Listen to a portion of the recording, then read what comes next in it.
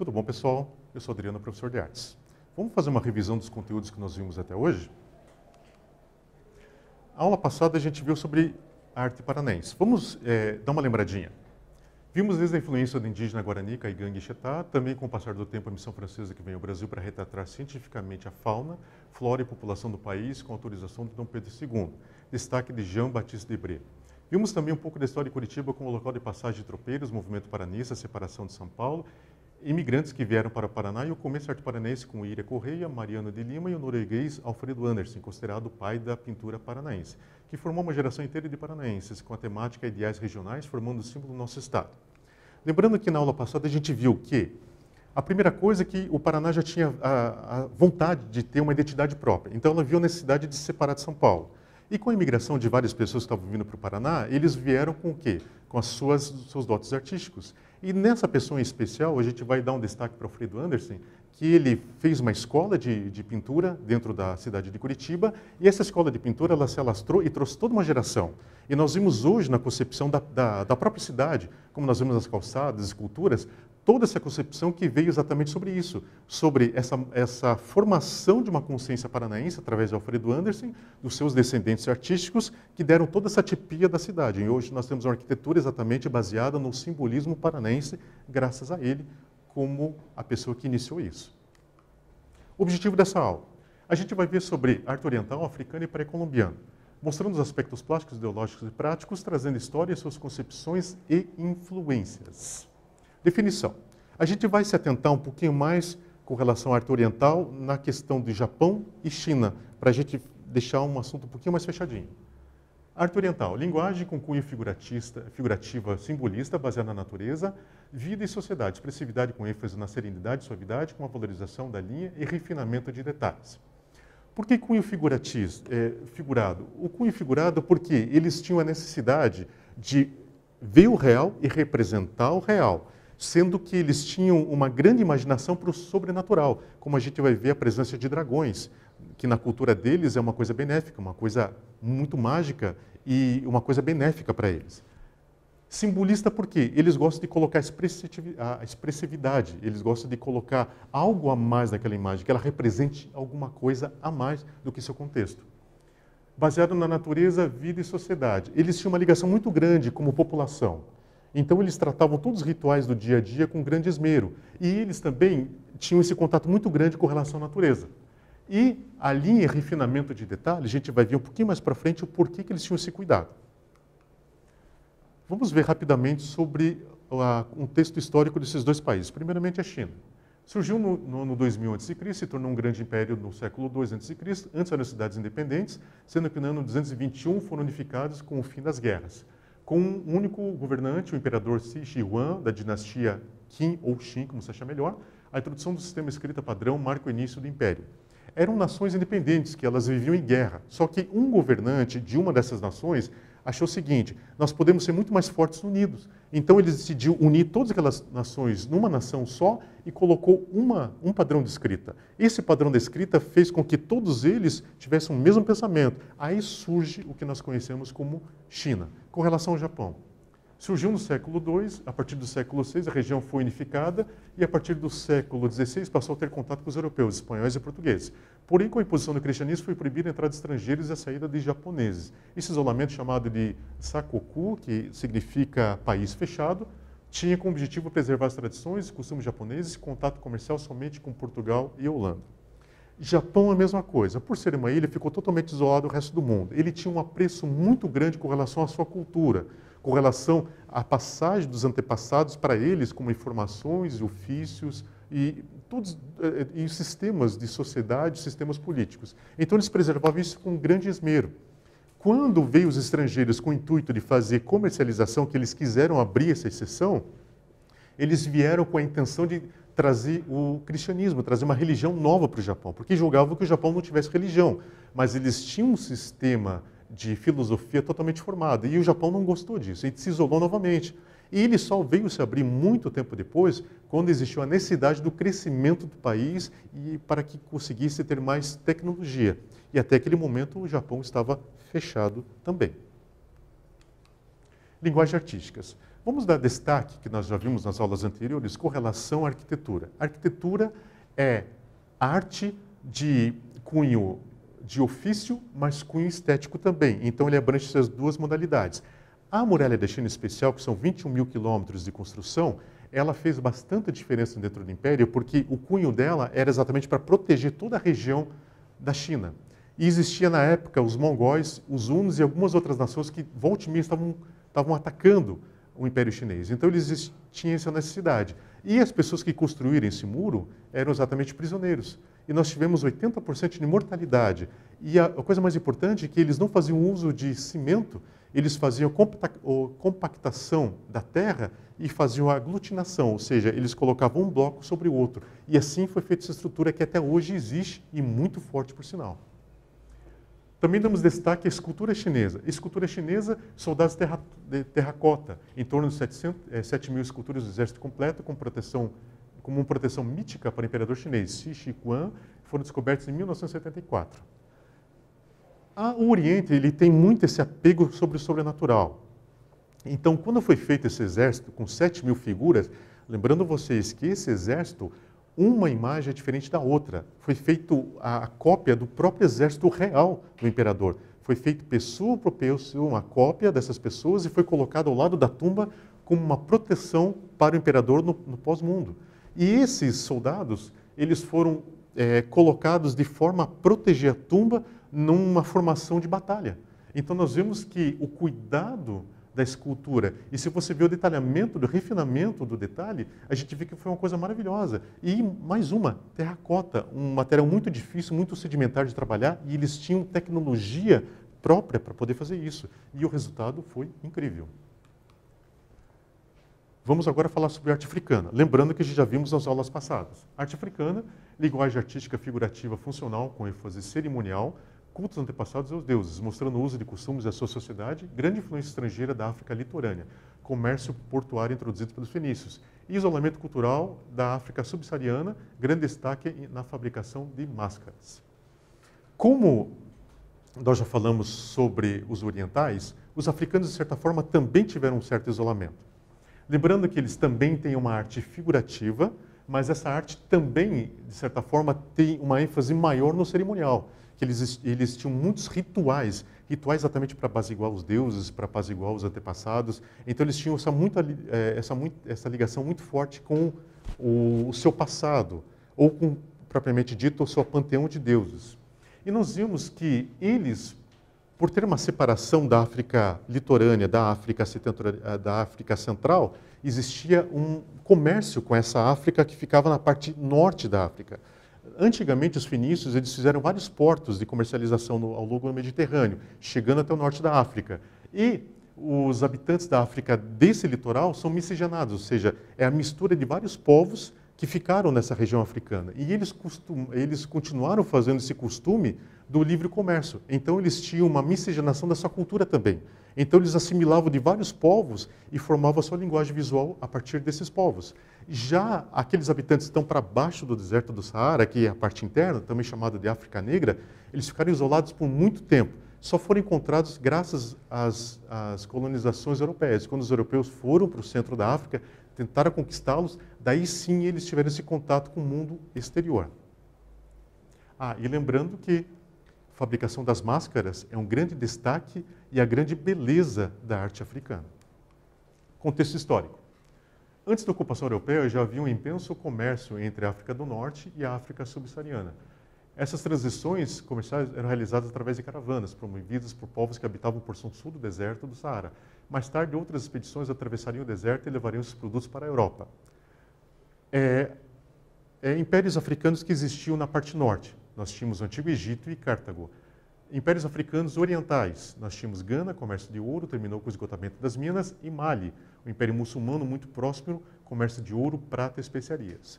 Engraçado que, dentro da que a gente aprende normalmente, quando se fala de África, não se fala do período da África no período de ouro da África, o período em que ele tinha vários impérios. Mas a África foi um dos impérios mais ricos que existiu no mundo. E eles tinham exatamente essa questão do comércio do ouro, Tanto é que os europeus procuraram muito a África por causa das reservas naturais de minério. Eles sempre tiveram muito diamante, muito ouro, muita prata. Então sempre foram nações muito ricas. E essas nações prosperaram. O Egito, pela questão da tecnologia, a gente vê que a arte é muito desenvolvida e nós vemos que a linguagem artística deles era muito forte. Cartago, como império, chegou a lutar contra o Império Romano, que era o império mais forte da época. E eles eram fortes, quase iguais ao Império Romano. Então a gente vê a força que tinha esses impérios. Gana, comércio de ouro só terminou porque esgotou todas as suas minas.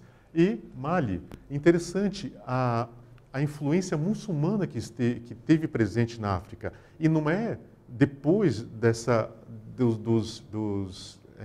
como podia falar assim, não foi no tempo moderno que os muçulmanos apareceram, mas os muçulmanos já estavam presentes bem no começo da África. Já pela influência do começo da religião, já existia centros muçulmanos dentro da África. E eles prosperaram como nações que tinham todo o costume dessa religião.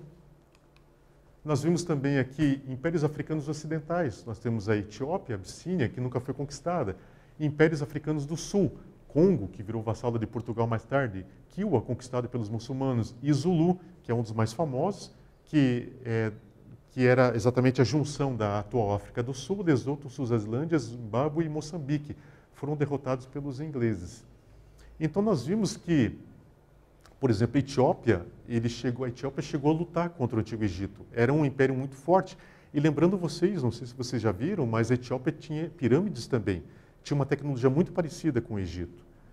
Zulus, em destaque, os Zulus só foram vencidos porque eles não tinham tecnologia à altura dos ingleses, que já estavam muito desenvolvidos. Mas eles resistiram e lutaram com os ingleses um bom tempo até que perderam. Então nós vemos que a África sempre foi muito desenvolvida. Linguagens artísticas. Nós temos grupos importantes atuais. Bantus no sul, nilóticos, Alto do Nilo, pigmeus Congo, bosquímanos, deserto do Kalahari. A pintura facial corporal, expressão significados com sentimentos com meio de padrões repletos de simbolismo. O interessante é que a pintura corporal, nós podemos colocar como se fosse no nosso dia a dia, como fosse um terno e gravata, ou fosse um vestido longo para uma festa. É a mesma simbologia. A pintura corporal vinha para ser quase como uma segunda roupa, vinha para valorizar os traços da pessoa. Tanto é que essa primeira imagem da tribo Efik, nós vemos que essa imagem do branco é a valorização da beleza dessas moças.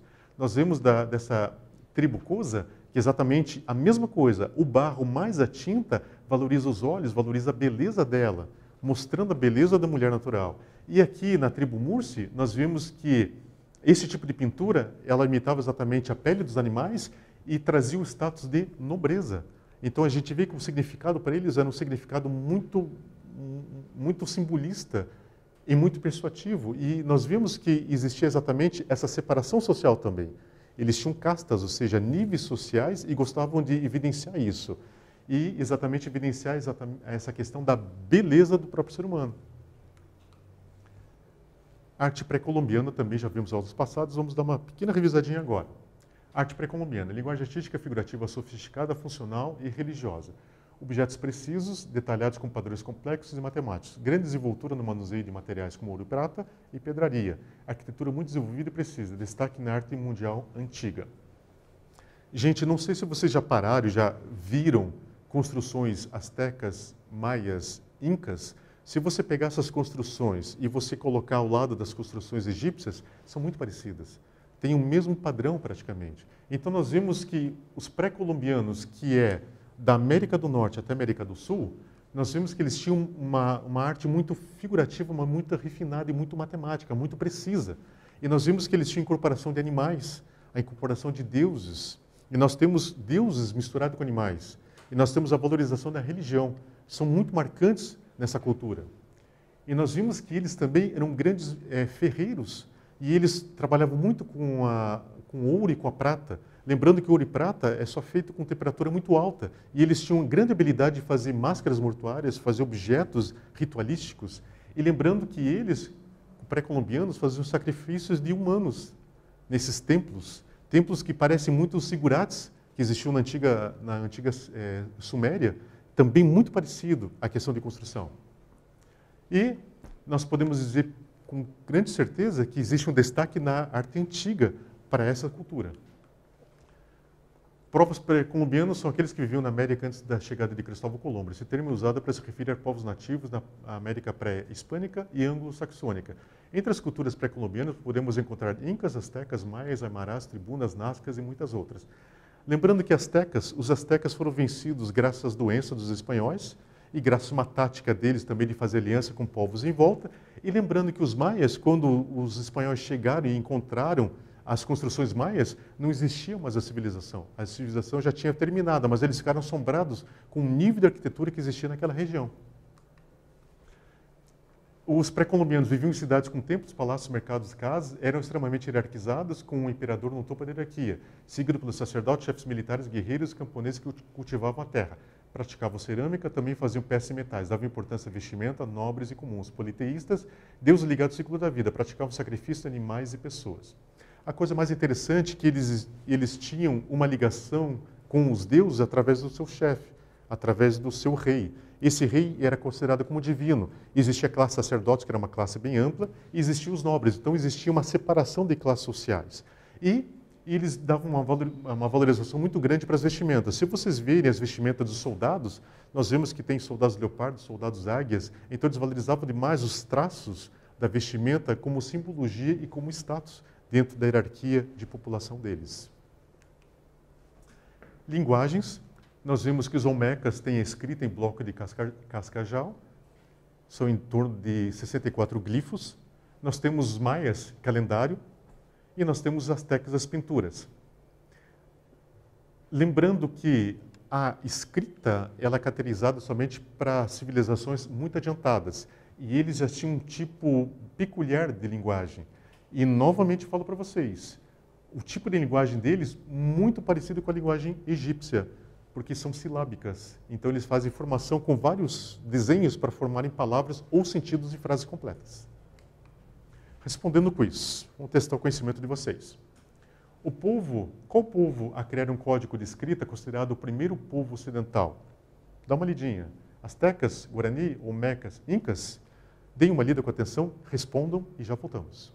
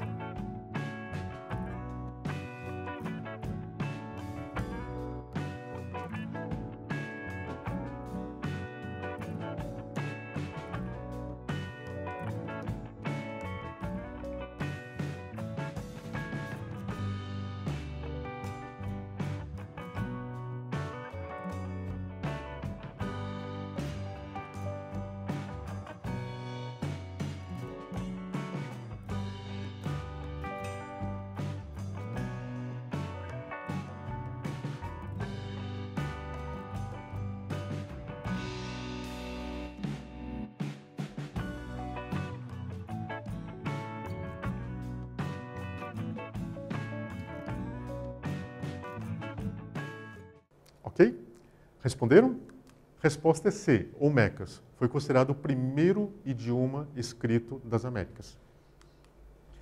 Uma dica de arte bem interessante, quando alguém perguntar para vocês quais são os elementos formais, para vocês lembrarem rapidinho. Pense nessa frase. Um homem caminhou até a montanha e achou uma tela na areia. Nós temos 6 elementos formais. Através dessa frase, eu vou fazer vocês memorizarem esses 6 elementos. O primeiro elemento é o ponto. Quando você olha uma pessoa muito de longe, ela não parece um ponto? Então, ponto, o primeiro elemento. Caminhou. A linha, que é o segundo elemento, ela é uma sucessão de pontos. Então, o homem, ele caminhou de um ponto até outro. Então, vários pontinhos fazem uma linha.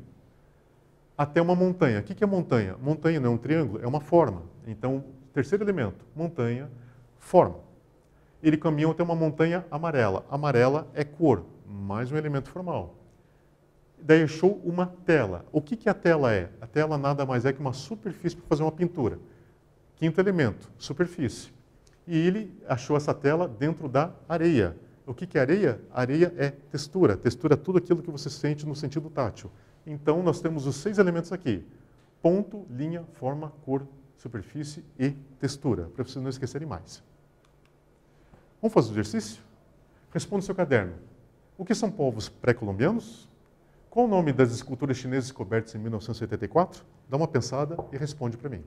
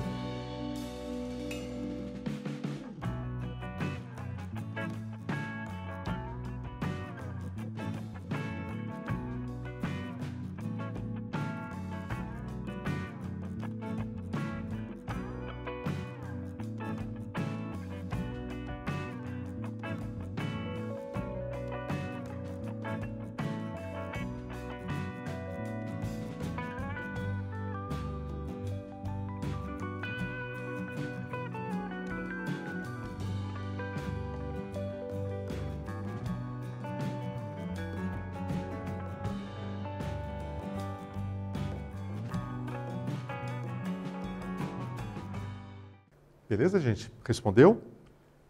Coloca no mural para o seu professor, ele vai dar uma corridinha para vocês, tá bom? O que a gente aprendeu hoje? Nós vimos sobre arte oriental, linguagem de cunho figurativo simbolista baseada na natureza, vida e sociedade. Vimos também arte africana, linguagem artística figurativa funcional, com ênfase cerimonial. E nós vimos também arte pré-colombiana, linguagem artística figurativa sofisticada, funcional e religiosa, objetos precisos, detalhados, com padrões complexos e matemáticos. Ok? Espero que vocês tenham lembrado o que a gente já viu nas aulas passadas. Essa foi uma pequena revisão e nos encontramos na próxima aula.